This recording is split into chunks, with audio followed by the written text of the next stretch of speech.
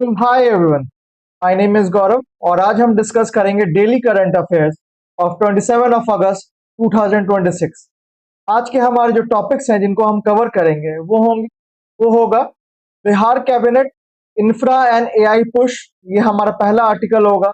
Then transmission constraint and renewable energy के regarding जो दूसरा आर्टिकल है वो हम देखेंगे। देन गवर्नमेंट ऑफ इंडिया का rail network expansion in 4 states उसकी बात करेंगे। उसके अलावा सदर्न जोनल काउंसिल मीटिंग की बात करेंगे। Then Bihar cabinet decisions on sugar mills उसको देखेंगे हम। उसके अलावा डिजिटल डिस्ट्रिक्ट सेंसस हैंडबुक क्या है उसको पढ़ेंगे। उसके अलावा इंडिया लीस्ट प्रेफर्ड मार्केट बन गया है एशिया में, उसको हम देखेंगे वो न्यूज क्या है। देन एट लास्ट हम डिस्कस करेंगे बिहार में राइट कंट्रोल यूनिट बनाए जा रहे हैं हर डिस्ट्रिक्ट में। तो ये सारा न्यूज क्या है आज हम कवर करेंगे। टोटल 8 टॉपिक्स डिस्कस करने वाले हैं आप। तो चलिए स्टार्ट करते हैं। First article is Bihar cabinet expressway AI pact and infrastructure push. तो बिहार कैबिनेट ने कुछ महत्वपूर्ण डिसीजन लिए हैं। उसमें सबसे पहला डिसीजन है रिगार्डिंग एक्सप्रेसवे। तो चलिए ये पूरा प्रोजेक्ट क्या है हम देखते हैं। तो बक्सर से लेके भागलपुर तक एक एक्सप्रेसवे बनाया जाएगा जिसकी लंबाई होगी टोटल 336 किलोमीटर। ये एक 6 लेन का एक्सप्रेसवे होगा। It is a totally new project, so it is a greenfield project. इसके अलावा ये फुल्ली एक्सेस कंट्रोल होगा, मतलब यहाँ पे कोई भी क्रॉसिंग नहीं होगी इस हाईवे पे। इस पे एंट्री के लिए एक रैंप बनाया जाएगा, एंट्री और एग्जिट के लिए। No traffic light and no slow traffic इस एक्सप्रेसवे पे होगा। सो ये भागलपुर से बक्सर को कनेक्ट करेगा। ये टोटल 13 डिस्ट्रिक्ट से होके गुजरेगा। It will be Buxar, Bhojpur, Arwal, Jehanabad, Gaya, Nalanda, Sheikhpura, Munger, Lakhisarai, Nawada, Jamui, Banka, then Bhagalpur. इसको डेवलप करेगी Bihar state road development corporation limited. इसके बेनिफिट्स की बात की जाए तो it will provide faster logistics, better trade links, मतलब ट्रेड आराम से हो सकेगा इस एक्सप्रेसवे पे। इन्वेस्टमेंट पोटेंशियल है। Then no direct crossing on main corridor, जैसा कि मैंने बताया कोई क्रॉसिंग नहीं होगी, या तो ओवर ब्रिज होगा या अंडर पास बनाया जाएगा इसको क्रॉस करने के लिए।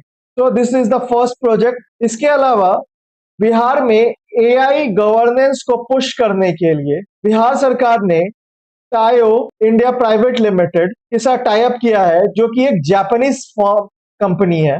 टायो बिलोंग्स टू जापान। सो इसके बेनिफिट्स की बात की जाए तो digital governance training and AI data analytics skilling for officials, students and youth and women को प्रमोट करेगी ये। इसके अलावा project is identification and prioritisation. तो इसका बेसिक एम है smarter data driven public administration. So AI की यूज से गवर्नेंस प्रोवाइड करना, that is the major aim of this project. याद रखिएगा, कंपनी का नाम याद रखिएगा, and this is Japanese company. इसके अलावा केंद्र सरकार ने, सेंट्रल गवर्नमेंट ने नेशनल हाईवे 22 को अपग्रेड करने का प्रपोजल दिया है, जिसमें मुजफ्फरपुर सीतामढ़ी सोनबरसा हाईवे को अपग्रेड किया जाएगा। इसकी कुल लंबाई है 82 किलोमीटर। ये 4 लेन का हाईवे होगा और HAM मोड में ये प्रमोट होगा, that is hybrid annuity model. अब आप पूछिएगा ये हाइब्रिड एनुइटी मॉडल होता क्या है। ये एक PPP मॉडल है, that is public private partnership model, जिसमें जब इंफ्रास्ट्रक्चर क्रिएट होगा तो government 40% of the investment contribute करेगी और जो प्राइवेट प्लेयर्स हैं वो 60% कंट्रीब्यूट करेंगे। And after the completion of the project, ये प्रोजेक्ट गवर्नमेंट को हैंड ओवर हो जाएगा और जो 60% जो इन्वेस्टमेंट इन्वेस्टर्स का लगा है, ये गवर्नमेंट ईयरली इंस्टॉलमेंट बेसिस पे इनको वापस करेगी। जो इस हाईवे पे टोल्स बनेंगे उसको ऑपरेट करेगी national highway authority of India under government of India. तो ये प्राइवेट प्लेयर्स के अंदर ये टोल्स नहीं आएंगे, ये टोल्स को ऑपरेट करेगा NHAI। तो this is hybrid annuity model. इसका टोटल कॉस्ट होगा 3590.73 करोड़। इसमें मैक्सिमम स्पीड आप चल सकते हैं अप्रोक्स 100 किलोमीटर पर आवर, और इसको अप्रूव किया है CCEA, that is cabinet committee on economic affairs. इसके सिग्निफिकेंस की बात की जाए तो ये नेशनल हाईवे 22 को नेशनल हाईवे 27 से कनेक्ट करेगा, जो कि आपका ईस्ट वेस्ट कॉरिडोर है। It will support Buddhist circuit and Janaki Punauradham connectivity, and it will improve passenger and cargo movement. इसके अलावा अगर बात की जाए, it is planned under mission PM Gati शक्ति। तो ये PM गति शक्ति के अंदर प्लान किया गया है। इसमें 7 मेजर ब्रिजेस बनाए जाएंगे, जिसमें से 3 रोड ओवर ब्रिजेस हैं और 2 फ्लाईओवर्स हैं। तो ये पूरा प्रोजेक्ट है आपका NH22 के अपग्रेडेशन का। इसके अलावा कोशी मेची लिंक प्रोजेक्ट पे भी बात की गई। अगर कोसी लिंक मेची लिंक की बात की जाए तो कोसी मेची को कनेक्ट करेगा during flooding season, monsoon season. जब फ्लड्स आते हैं तो जो एक्स्ट्रा वाटर है वो इस सीमांचल रीजन को पूरी तरीके से भर देता है, पूरी तरीके से फ्लड कर देता है। तो उस चीज से बचने के लिए एक कनाल बिल्ड किया जाएगा, जो कि Mechi river which is a tributary of Mahananda river. तो ये दोनों लिंक होगा, तो जो इसका एक्सेस वाटर होगा इन द फ्लडिंग सीजन, उसको मूव करके इन द मेची रिवर में पहुंचाया जाएगा। तो इसके लिए 6200 करोड़ इन्वेस्ट किया जाएगा, और ये स्ट्रेंथन करेगा irrigation and reduce flood impact in Seemanchal region. ये आपका आएगा PM कृषि सिंचाई योजना के अंदर। इसका टारगेट है कंप्लीशन का मार्च 2029, और इसका इरिगेशन पोटेंशियल की बात की जाए तो लगभग 2.15 लाख हेक्टेयर्स को ये इरिगेट करेगा ये प्रोजेक्ट। वाटर ट्रांसफर की बात की जाए तो 250 million cubic metres of water will be transfer from Kosi river to Mechi river. Beneficiary region जैसा मैंने बताया सीमांचल, जो 4 डिस्ट्रिक्ट को कॉम्प्राइज करता है, that is Purnia, Araria, Kishanganj and Katihar Seemanchal region. And इसका मेन पर्पस है irrigation, reduce seasonal flood impact. इसके अलावा डिस्कस हुआ है 46,000 प्राइवेट ट्यूबवेल्स बनाए जाएंगे, जिसमें से 11,000 को एक्स्ट्रा अप्रूव किया गया।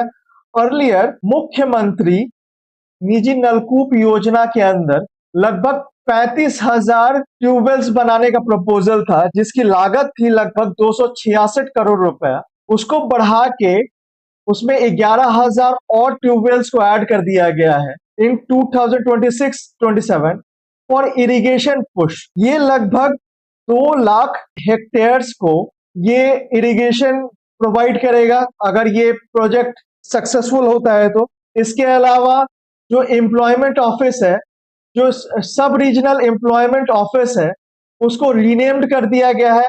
उसका नाम चेंज करके डिस्ट्रिक्ट प्लानिंग ऑफिस कर दिया गया है। तो ये याद रखिएगा अंडर 7 निश्चय 3।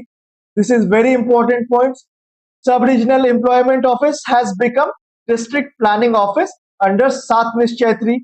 इसके अलावा जो कजरा सोलर पावर प्रोजेक्ट है विच इज इन लखीसराय, ये भी बहुत इंपॉर्टेंट प्रोजेक्ट है।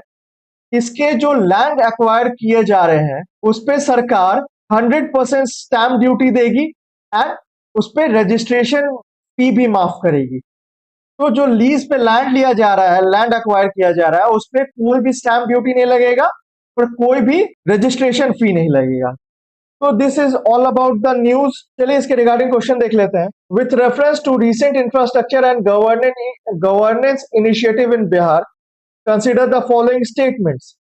The proposed Buxar-Bhagalpur Expressway is 336 km, 6-lane, fully access controlled greenfield corridor. This is correct. The Muzaffarpur-Sitamarhi-Sonbarsa section of National Highway 22 will be upgraded under the hybrid annuity model. मैंने समझाया आपको hybrid annuity model क्या होता है। The Koshi-Mechi link project aims to transfer surplus Kosi water towards the water deficient Mahananda river. तो याद रखिएगा Mechi is the tributary of Mahananda, and Tayo AI private limited will collaborate with Bihar mainly for developing states irrigation network. This is incorrect. ये state में AI governance को promote करने के लिए बनाया जा रहा है, ना कि इरिगेशन नेटवर्क को। So this is incorrect. Only 1, 2 and 3 statements are correct. अगला आर्टिकल है regarding transmission constraints threaten India's renewable expansion. Transmission lines की कमी के कारण हम अपने रिन्यूएबल एनर्जी कैपेसिटी को फुल्ली एक्सप्लॉइट नहीं कर पा रहे हैं। So transmission constraints threaten India's renewable expansion. ICRA flags grid bottlenecks and curtailment risk। तो ग्रिड का जो पोटेंशियल है उसके कम होने के कारण और ट्रांसमिशन लाइंस के कम होने के कारण जो हमारा रिन्यूएबल एक्सपेंशन कैपेसिटी है वो एक्सपैंड नहीं हो पा रहा है। तो चलिए पूरा न्यूज क्या है। The core problem is transmission gap. Insufficient transmission lines are slowing renewable expansion. Curtailment because generators are forced to reduce or stop output because of oversupply। मतलब हमारा रिन्यूएबल एनर्जी सप्लाई ज्यादा है बट इसको transmit करने के लिए हमारे पास supply lines ही नहीं है। ना ट्रांसमिट करने के लिए सप्लाई लाइंस है और ना इसको स्टोर करने के लिए ग्रिड के पास कैपेसिटी है, जिसके कारण हम अपने रिन्यूएबल पोटेंशियल को फुल्ली तरीके से एक्सप्लॉइट नहीं कर पा रहे हैं। अगर देखा जाए तो हम लगभग 30 से 50% डे टाइम कर्टेलमेंट कर रहे हैं। मतलब हम 30% से 50% ज्यादा रिन्यूएबल एनर्जी के थ्रू इलेक्ट्रिसिटी जनरेट कर सकते थे पर वो जनरेट नहीं कर पा रहे हैं बिकॉज ऑफ हमारे पास ट्रांसमिशन लाइंस ही नहीं है, हमारे पास ग्रिड कैपेसिटी ही नहीं है। एक टेम्पोररी मैकेनिज्म है which is temporary general network access. इसे यूटिलाइज किया जाता है फॉर ट्रांसमिशन। बट इसके साथ एक इशू है, ये है जो TGN है उसके साथ इशू है कि वो सिंगल टाइम से लेके 11th मंथ तक ही यूज किया जा सकता है और ये ऑपरेशनल कॉस्ट बढ़ा देता है। तो it provide short term access to the interstate transmission system. मतलब शॉर्ट टर्म के लिए ये ट्रांसमिशन लाइन प्रोवाइड करता है बट इसका ऑपरेशनल कॉस्ट ज्यादा है। अगर हम कर्टेलमेंट की बात करें तो सिर्फ वेस्टर्न रीजन में लगभग हमने 8,717 मेगावाट कर्टेल किया है। मतलब इतना हमने इलेक्ट्रिसिटी प्रोड्यूस नहीं किया है, अपने आप को रोका है। नॉर्थन रीजन की बात की जाए तो 5,573 मेगावाट पीक कर्टेलमेंट है। About 55% of the affected western capacity was under TGN है। इसके अलावा अगर हमने जो रिन्यूएबल एनर्जी है उसकी कैपेसिटी की बात की जाए तो 150 gigawatt renewable projects under construction है। Over 35% by financial year 2029-30। मतलब expected electricity generation share from renewable energy included large hydro power. उसके अलावा 2024-25 में ये शेयर सिर्फ 22% था। अब हम 35% जनरेट करते हैं फ्रॉम रिन्यूएबल एनर्जी। हम क्या इंप्रूव कर सकते हैं?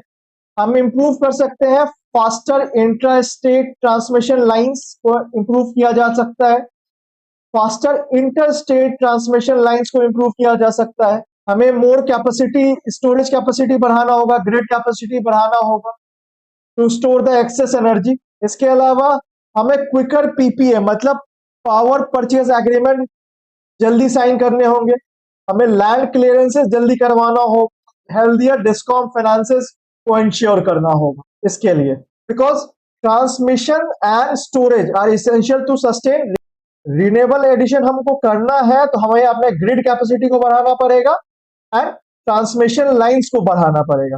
तो दिस वाज द इश्यू। चलिए इसके रिगार्डिंग क्वेश्चन सॉल्व कर लेते हैं। With reference to transmission constraints affecting India renewable energy sector, consider the following statements. TGNA allows renewable energy projects to use available capacity on the interstate transmission system for a limited period. This is correct. Around 37% of renewable capacity at curtailment affected substation in northern, western and southern region operates under TGNA.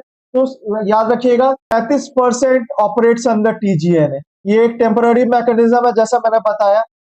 ICRA estimate that renewable energy including large hydro could account for more than 35% of electricity generation by 2029-30. This is correct. And curtailment refers to the compulsory increase in electricity generation during the periods of grid congestion। नहीं, curtailment का मतलब होता है हमें अपने power generation को cartel करना पड़ रहा है। जो रिन्यूएबल एनर्जी से जो इलेक्ट्रिसिटी जनरेट हो रहा है उसको हमको कर्टेल करना पड़ रहा है।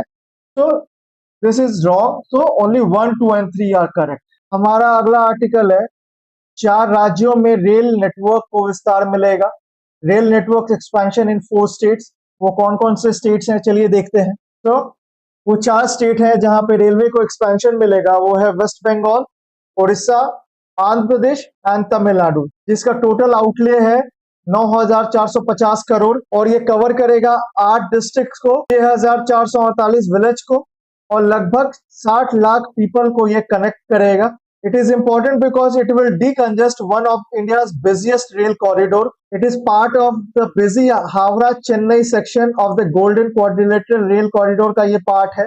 चलिए, ये वेस्ट बंगाल, उड़ीसा, आंध्र प्रदेश एंड तमिलनाडु को कनेक्ट करेगा।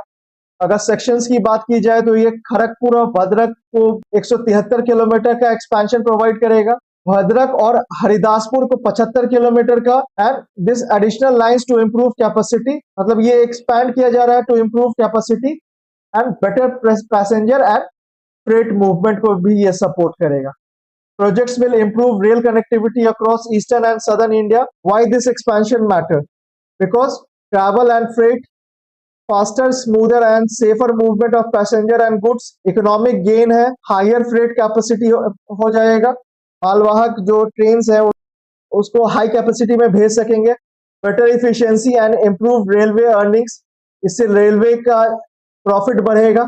इसके अलावा लोकल बेनिफिट्स की बात की जाए तो ये लगभग 6,448 विलेजेस को कनेक्टिविटी प्रोवाइड करेगा, जिससे लगभग 60 लाख लोग कनेक्ट हो पाएंगे, 60 लाख लोग। अगर क्लाइमेट बेनिफिट की बात की जाए तो lower logistic cost and reduction of about 13 crore litres of oil imports, rail capacity expansion supports both development and climate goals. तो दिस वाज द न्यूज। इसके रिगार्डिंग क्वेश्चन देख लेते हैं। Question is, with reference to the recently approved railway expansion projects on Howrah-Chennai corridor, consider the following statements. The project cover West Bengal, Odisha, Andhra Pradesh and Tamil Nadu. तो याद रखिएगा ये चारों states के नाम। The Kharagpur-Bhadrak section proposed for expansion is about 173 km long. Correct. The Bhadrak-Haridaspur section is about 75 km long. This is also correct. And the project are expected to benefit about 6,448 villages and a population of 60 lakh. So all the 4 statements are correct. So 1, 2, 3, 4 D. So all 4 statements are correct. हमारा अगला article है Amit Shah to chair Southern Zonal Council in Tamil Nadu today. So Southern Zonal Council का 31st meeting was organized in Mamlapuram, Chennai, जो चेन्नई से 40 kilometre दूर है, ममलापुरम में, वहां इसे ऑर्गेनाइज किया गया। इसे चेयर किया है हमारे होम मिनिस्टर अमित शाह ने।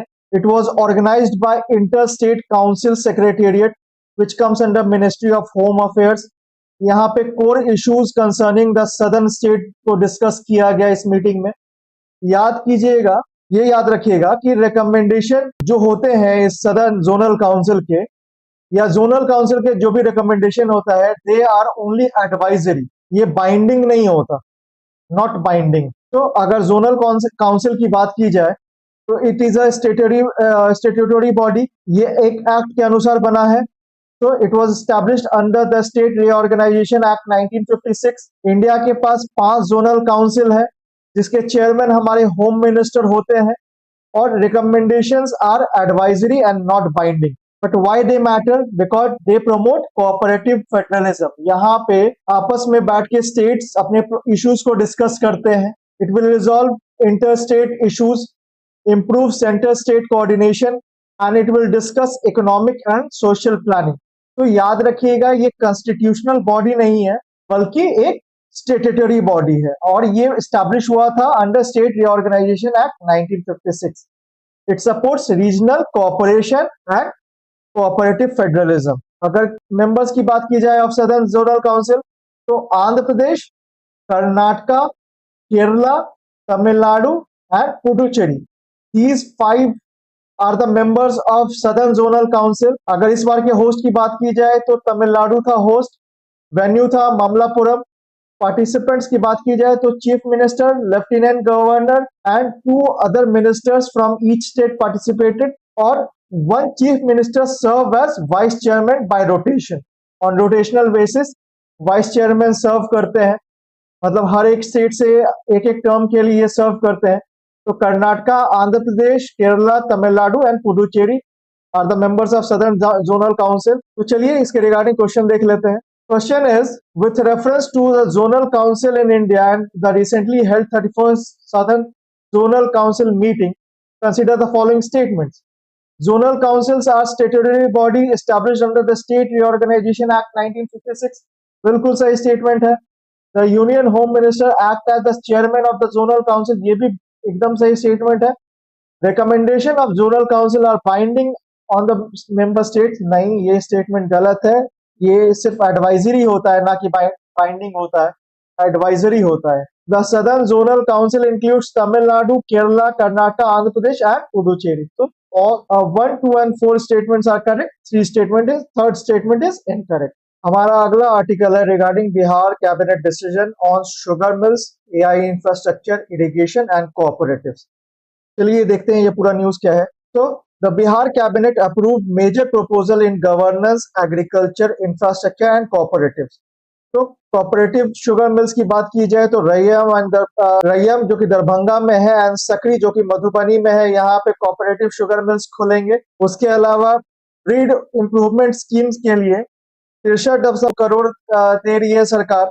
एआई इंफ्रास्ट्रक्चर करेगी सरकार इन बिहार फॉर बेटर गवर्नेंस। उसके अलावा डिस्ट्रिक्ट एम्प्लॉयमेंट ऑफिसेस को रीनेम किया गया है। केनाल रिस्टोरेशन के लिए लगभग केनाल रिस्टोरेशन जो कि 6000 जो कि जानकी नगर सिस्टम है, जो कि 6000 हेक्टेयर लैंड को इरिगेट करेगा, उसको डेवलप करेगी सरकार। इसके अलावा वेयर हाउसेस बनाएंगे एंड फिशरीज के रिगार्डिंग कोऑपरेटिव भी बनेगी। तो चलिए एक एक न्यूज को डिस्कस करते हैं। First is primary sugar mill cooperative society for farmer बनाया जा रहा है रैयम जो कि दरभंगा में है एंड सकरी जो कि मधुबनी में है। New mills proposed on land of close sugar mills. पहले से जो बंद पड़ी चीनी मिलें हैं जो कि रैयम जो दरभंगा में पड़ता है और सकरी जो कि आपका मधुबनी में है, यहाँ पे जो क्लोज शुगर मिल्स हैं उनको फिर से खोल के वहां कोऑपरेटिव शुगर मिल्स बनाए जा रहे हैं।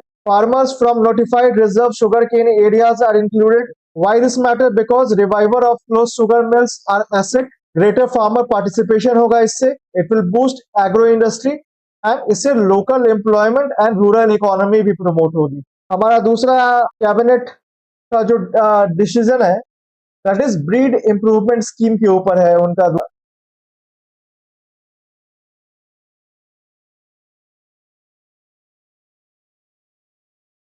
दूसरा फैसला और उसके लिए उन्होंने लगभग 63.92 करोड़ एलोकेट किए हैं। Goal is to better milk production and cattle productivity. It will support higher breed quality link to modern breeding practices and complements dairy development. तो this is breed improvement scheme. इसके अलावा एआई इंफ्रास्ट्रक्चर बनाया जाएगा बिहार में। AI based geospatial and data analysis होगा अब पटना में। It will help planning and real-time monitoring of civil infrastructure, can improve early warning and decision support, and officials and youth to receive digital governance training. तो AI के regarding ये news था। इसके अलावा district जो एम्प्लॉयमेंट ऑफिस है उसको rename कर दिया गया है, उसको डिस्ट्रिक्ट एम्प्लॉयमेंट ऑफिस बना दिया गया है। जो प्रदेशीय नियोजनालय है, अवर प्रदेशीय नियोजनालय, उसका नाम चेंज करके डिस्ट्रिक्ट एम्प्लॉयमेंट ऑफिस बना दिया गया। तो ये याद रखिएगा, ये मैंने पिछले आर्टिकल में भी बताया है। इसके अलावा जानकी नगर ब्रांच कैनाल को डेवलप किया जाएगा।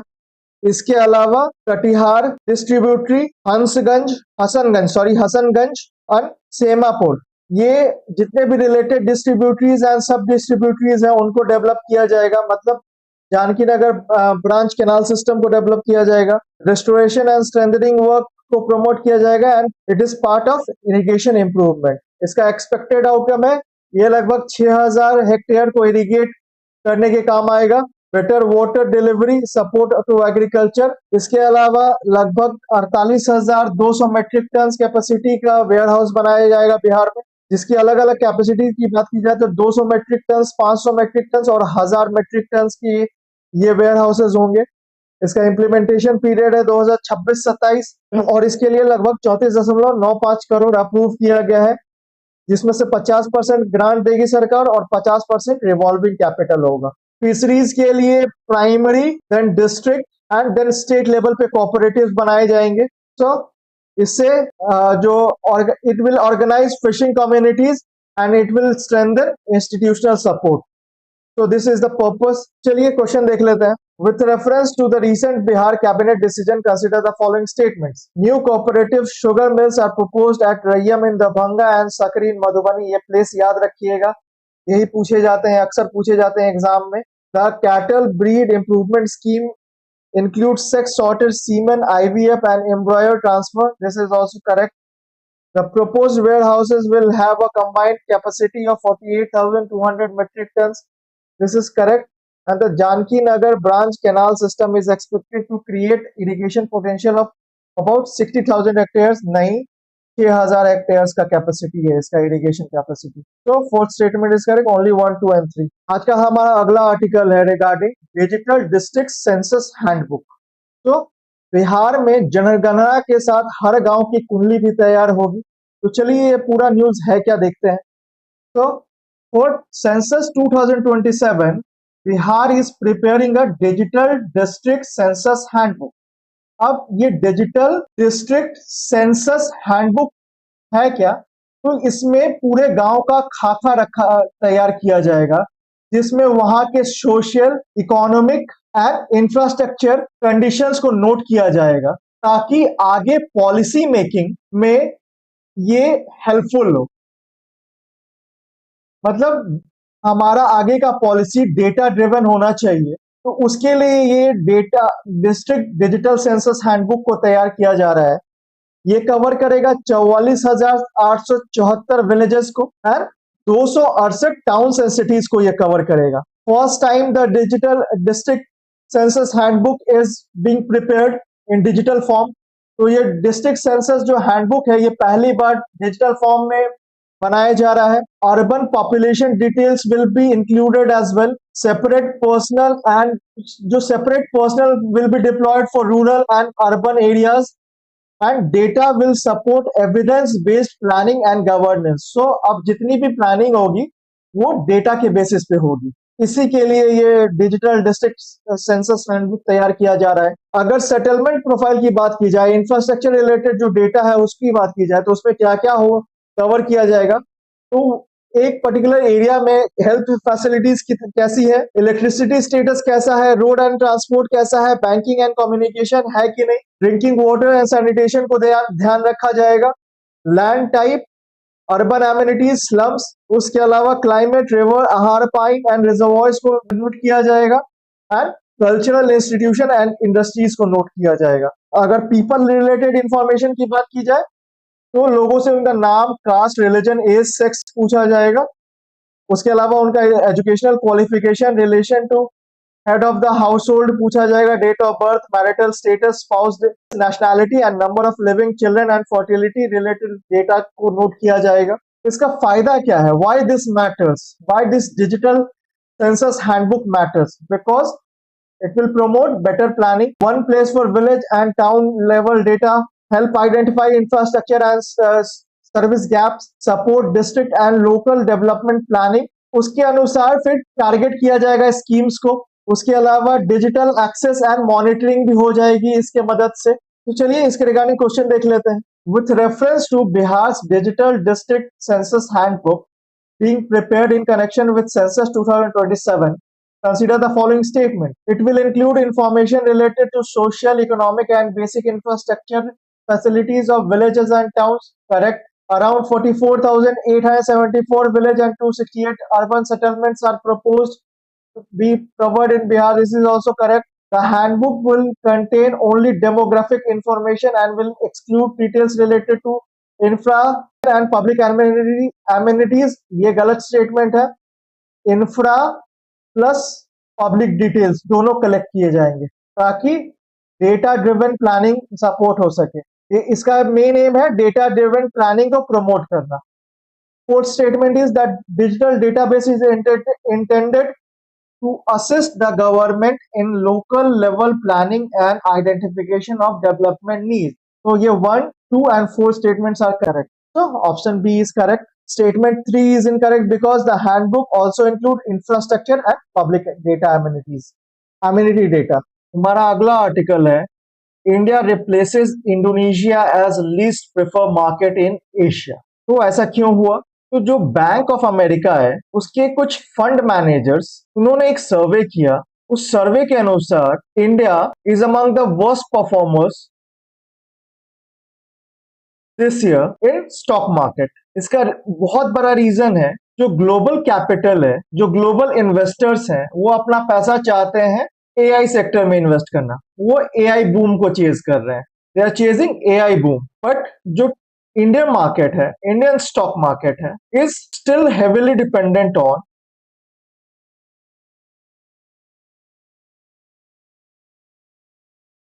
Traditional sectors. वो ट्रेडिशनल सेक्टर्स कौन कौन से हैं? वो बेसिकली है बैंकिंग एंड आईटी सर्विसेज। तो जो ग्लोबल मार्केट है वो चेज कर रहा है एआई बूम को और India is still dependent on their traditional sectors. तो इस मिसमैच के कारण Indian share market is not performing good. तो इन्वेस्टर्स यहां पैसा लगाने से बच रहे हैं। Why India became least preferred? India became Asia's least preferred stock market. जिन पे सर्वे हुआ उनमें 32% ऐसे रिस्पोंडेंट्स थे जिन्होंने अपना पैसा होल्ड करना ज्यादा प्रेफर्ड किया। तो वे are net underweight on India. So ये अंडरवेट का मतलब है दे आर नॉट स्पेंडिंग और दे आर नॉट इन्वेस्टिंग। ये इन्वेस्ट करना नहीं चाहते हैं ये 32% investors in India market. Reason being की कंसर्न क्या है? Lack of clear AI exposure. Next major risk is weak growth.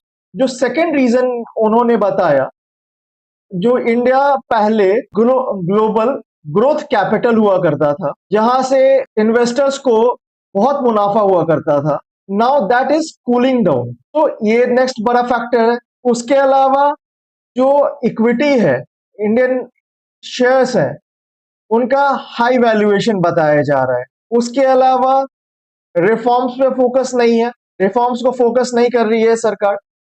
तो ये सब फैक्टर्स के कारण India has became least prefer market in Asia. तो अब लोग प्रेफर किसको कर रहे हैं? लोग प्रेफर कर रहे हैं Taiwan, Japan, in fact US as well, because यहां पे एआई बूम को फोकस किया जा रहा है। इंडोनेशिया लीस्ट प्रेफर था बट उसने उस कैटेगरी से ऊपर उठ के अच्छा परफॉर्म किया है। नाउ 27% ऑफ द इन्वेस्टर, मतलब इंडिया के 32% इन्वेस्टर्स नहीं इन्वेस्ट करना चाहते और इंडोनेशिया को ने उस चीज को घटा के 27% कर दिया गया है। पहले इंडोनेशिया में भी ऐसे 32% टिल जुलाई ऐसे इन्वेस्टर्स थे जो इन्वेस्ट नहीं करना चाहते थे, बट इंडोनेशिया ने उस चीज को सुधारा। अगर कुछ पॉजिटिव्स की बात की जाए जो इंडियन स्टॉक मार्केट में हो रहा है, तो वो है ग्लोबल फंड लगभग $4 बिलियन के इंडियन स्टॉक मार्केट से परचेज किए गए। This is highest among regional emerging market. Nifty 50 grew 18% year on year in the latest 3 month period. ये कुछ पॉजिटिव्स थे, बट स्टिल पॉजिटिव्स के होने के बावजूद जो इन्वेस्टर्स हैं वो कॉशियस हैं। Even as earning improve, still the investors are cautious. Indian stocks declined over the past 2 weeks. 2 week से इंडियन स्टॉक्स भी डिटोरिएट किया है। इसके अलावा एक और बड़ा मेजर कंसर्न है that rising energy prices and growth concern weigh on sentiments. होता ये है कि India being an import dependent country, तो इसके कारण जो कंपनीज की प्रॉफिटेबिलिटी है वो इंपैक्ट होती है। बिकॉज इंपोर्ट करके हम अपना ऑयल, जिसके कारण कंपनी पे इन्फ्लेशन का खतरा होता है, तो कंपनीज की प्रॉफिट इंपैक्ट होती है। इसके कारण इन्वेस्टर्स सतर्क हो जाते हैं, कॉशियस हो जाते हैं। तो ये सारे रीजन कंट्रीब्यूट करते हैं for India becoming a least preferred destination. तो चलिए इसके रिगार्डिंग क्वेश्चन देख लेते हैं। With reference to the recent Bank of America fund manager survey on Asian equity markets, consider the following statements. First statement is India emerged as least preferred stock market in Asia in the survey. This is correct. 32% of the respondents were net underweight on Indian equities. This is also correct. Taiwan and Japan remain among the most preferred market in the survey. This is also correct. and the survey identified strong AI exposure as the main reason for investors preferring Indian equities. So India, this is incorrect statement because AI exposure नहीं है India में. तो ये statement, the survey identified strong AI exposure as the main reason for investors preferring India equities. This is false. So only 1, 2 and 3 statement is correct. हमारा अगला article है Bihar police right control units in all district. तो right control unit बनाए जाएंगे बिहार के हर district में. चलिए ये पूरा न्यूज क्या है देखते हैं. तो Bihar police headquarters plan to create 49, याद रखिएगा 49 राइट कंट्रोल यूनिट. ये कवर करेगा 38 district plus 2 police district. Bihar में याद रखिएगा 2 पुलिस डिस्ट्रिक्ट है. ये 2 पुलिस डिस्ट्रिक्ट कौन कौन से हैं? ये है भागलपुर का नौगछिया एंड वेस्ट चंपारण का बगहा. तो 38 civil district plus 2 police district को मिला के डिप्लॉयमेंट होगा of this RCU riot control unit का. 49 टोटल 49. इसका पर्पस है to deal with law and order situations, communal tensions, violent protest, road blockades and attack on government properties को रोकना and other emergencies को हैंडल करना. And this riot control unit will be set up at district and sub divisional level. तो district और सब divisional level पे इसको स्थापित किया जाएगा. इसको 3 कैटेगरीज में बांटा गया है. So district and police district have been divided into A, B and C categories. जिसमें अगर ए कैटेगरी की बात की जाए तो टोटल 13 डिस्ट्रिक्ट है. In B category 21 district and in C 6 district. So 21 plus 6, 27 plus 13, it's 40 district को total cover किया जाएगा. Deployment varies by category and operational lead. तो पटना की पॉपुलेशन क्योंकि बहुत ज्यादा है तो यहाँ पे 3 कंपनीज को डिप्लॉय किया जाएगा जिनके पास 18 व्हीकल्स होंगे. एक बात तो मैंने आपको बताना भूल गया, इसका पूरा स्ट्रक्चर कैसा होगा. जो राइट कंट्रोल यूनिट है उसका स्ट्रक्चर होगा, इसमें हर राइट कंट्रोल यूनिट में 3 प्लाटून्स होंगे और हर प्लाटून में लगभग 47 ट्रेंड पुलिस पर्सनल होंगे. मतलब एक प्लाटून में 47 पुलिस ऑफिशियल्स होंगे इंक्लूडिंग एन इंचार्ज ऑफिसर. इसके अलावा उनको 2 गाड़ियां दी जाएंगी, 2 व्हीकल्स, एक बस एक ट्रक हर प्लाटून को. And RCU team will include trained men and women. मतलब इनमें दोनों ट्रेन्ड मैन भी रहेंगे और वुमेन पुलिस पर्सनल भी रहेंगे. अगर सपोर्ट की बात की जाए तो लाठी team, medical team, ambulance team, video documentation team, communication team and reserve forces इनके साथ रहेंगे. तो this is the structure of the riot control unit. तो जैसा मैंने बताया इसको 3 कैटेगरी में बांटा गया on the basis of the population. मतलब कितना बर्डन है किस राइट कंट्रोल यूनिट पे उसके अनुसार बांटा गया है. क्योंकि पटना कैपिटल है तो यहाँ पे 3 कंपनीज को डिप्लॉय किया जाएगा जिनके पास 18 गाड़ियां होंगी. Higher deployment district in Patna के अलावा गयाजी, रोहतास, मुजफ्फरपुर, सारण, मोतिहारी, बेतिया, दरभंगा, मधुबनी, समस्तीपुर, भागलपुर एंड बेगूसराय. यहाँ पे हाई डिप्लॉयमेंट होगा. कैटेगरी में इससे लोअर डिप्लॉयमेंट होगा जिसमें 21 डिस्ट्रिक्ट हैं जहाँ पे सिर्फ एक कंपनी डिप्लॉय होगी पर डिस्ट्रिक्ट. यहाँ पे 2 कंपनीज डिप्लॉय हो रही थी, यहाँ पे एक कंपनी डिप्लॉय होगी और यहाँ पे मात्र एक प्लाटून डिप्लॉय होगा इन 6 डिस्ट्रिक्ट में जो कैटेगरी सी है उस जो इंक्लूड करता है Arwal, Sheohar, Bagaha, Lakhisarai, Sheikhpura and Naugachhia. So Bagaha and Naugachhia ये दोनों पुलिस डिस्ट्रिक्ट है, याद रखिएगा. तो this was all about the riot control unit. चलिए इसके रिगार्डिंग क्वेश्चन सॉल्व करते हैं. With reference to the proposed riot control unit in Bihar consider the following statements. Bihar police headquarters plans to establish a total of 49 RCUs. तो number इसका 49 है, बिल्कुल सही. Each RCU will comprise 3 platoons with each platoon having 47 trained personnel. So this is also correct. The district control room is expected to ensure that the RCU reaches the designated location within 20 minutes. So RCU का target है to reach the site at within 20 minutes. मतलब 20 minute के अंदर पहुंचना है. तो इनका response time है 20 minutes response time. On receiving information related to riots or violent situation district control room must ensure that the RCU reaches the designated location within 20 minutes. मतलब 20 minute के अंदर पहुंचना है. The RCU will coordinate with senior police officers at the spot and the unit will continuously assess the situation to ensure appropriate action. So response time 20 minutes. And Patna will have only one company and 6 vehicles. No, this statement is incorrect. So only 1, 2 and 3 statements are correct. Patna की बात की जाए तो पटना में 3 company deploy होंगी जिनके पास 18 गाड़ियां होंगी. तो दिस वाज अबाउट RCU.